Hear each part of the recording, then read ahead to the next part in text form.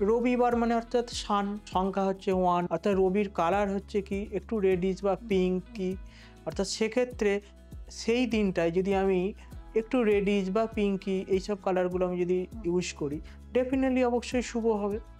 এরপর দেখতে হবে এটা কিন্তু সবার ক্ষেত্রে নাও হতে পারে। আচ্ছা।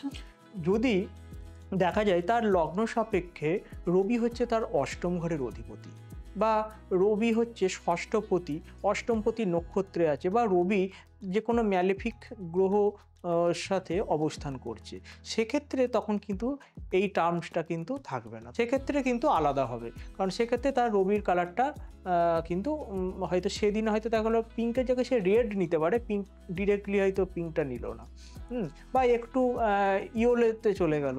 এইভাবে কিন্তু এগুলো একটু বিচার করা যেতে পারে। অর্থাৎ রং অনুযায়ী যদি আমি পড়ি হ্যাঁ, সেক্ষেত্রে কিছুটা হলেও এনহ্যান্স করা যাবে। অর্থাৎ বেনিফিট হয়, হ্যাঁ। রবির এনার্জিটাকে আমি সেদিনে আমি বহন করছি।